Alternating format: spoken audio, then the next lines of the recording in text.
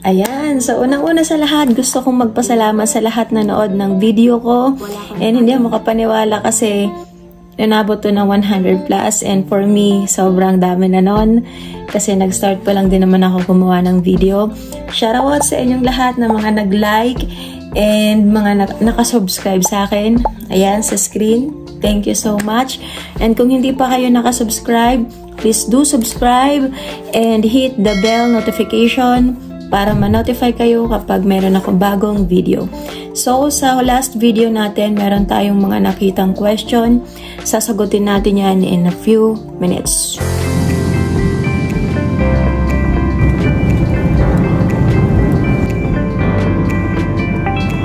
Okay. Okay, so dahil naisipan kong gumawa ng video ngayon kasi naka-receive tayo ng question dun sa last na ginawa nating vlog. Kung hindi niyo pa po napapanood, ililink ko dito sa baba para makita ninyo. Si Miss Antoinette Kamay 7752, mayroon po siyang question na, hello po, naghintay po kayo ng 2 months before nyo nalaman na nag-positive po. Well, nasagot ko na yung question na to dun sa video na yon, pero naisipan ko na lang din gumawa ng video para mas klaro, diba? So, to answer this, ang pag-aantay po ng result ay hindi po inaabot ng 2 months. Usually, after ng 3rd collection of your smears, bibigyan ka na ng nurse ng date kung kailan ka i-evaluate ng doctor. So, meron ako ditong notes.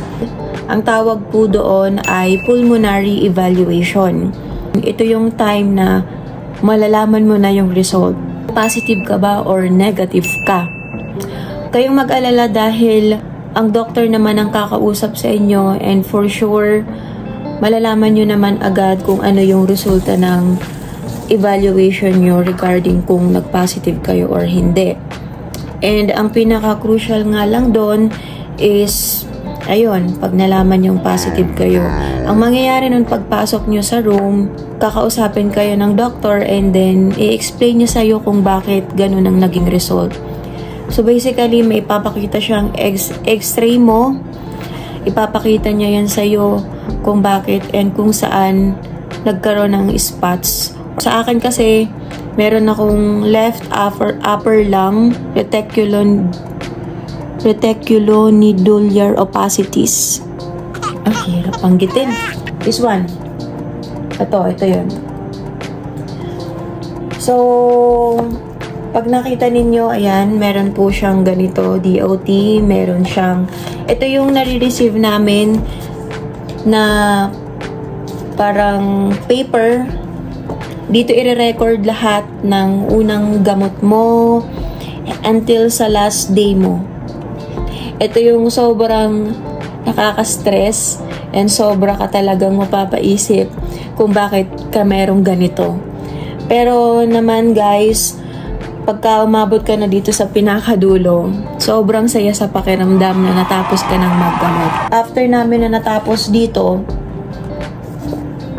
wala nang ginawa sa amin or wala nang ibang follow-up sa amin. You know, ito yung kagandahan kapag ka sa St. Luke's ka din talaga nag-take ng gamot. Kasi unlike sa iba, kunyari, meron ngang topic dun sa last video ko na sobrang lalayo ng pinanggalingan nila. So, ang ginagawa nila, nagtitake na lang sila ng medication dun sa lugar nila. Kumukuha sila ng private doctors para magbigay sa kanila ng medications. So, ang kinagandahan naman kapag kaya mo naman talagang pumunta ng St. Luke's, ang kinagandahan ng non is after ng gamutan, tuloy-tuloy yan, wala nang magiging follow-up. Kasi direct sila na mismo ang mag-send yan sa embassy. Sasabihin naman nila sa iyo kapag natapos mo tong 6 months medication na to, sasabihin naman sa iyo kung meron ka pa bang ibang gagawin or kung finally natapos mo na and walang nakitang changes or walang nakitang negative na result dun sa paggagamot mo. Kasi usually yung iba nagkakaroon lang ng problema kasi nga may iba silang medical issue. So, sobrang saya lang talaga sa pakiramdam kapag natapos mo to lahat. Kasi biruin nyo talaga 6 months to. 6 months na pabalik-balik sa hospital. And kailangan mo lang talagang tiyagain. And kailangan mo lang talaga ng support system dito. And mag-trust ka lang talaga na matatapos mo to lahat. Kasi, and of course, dito rin papakita ko sa inyo yung naging result nito. Saan ba yun? Ito. Kung makikita ninyo, ayan siya. Nababasa nyo ba? Ayan. Asa na yan? Ito. Ayan. Cured. Yan. So, hindi siya nakaka-proud, of course.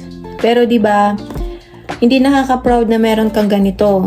Pero, sa mga kagaya ko na nag-take ng ganito and sa mga nag-take pa lang ng ganito, huwag kayong panghinaan ng loob kasi matatapos din yan.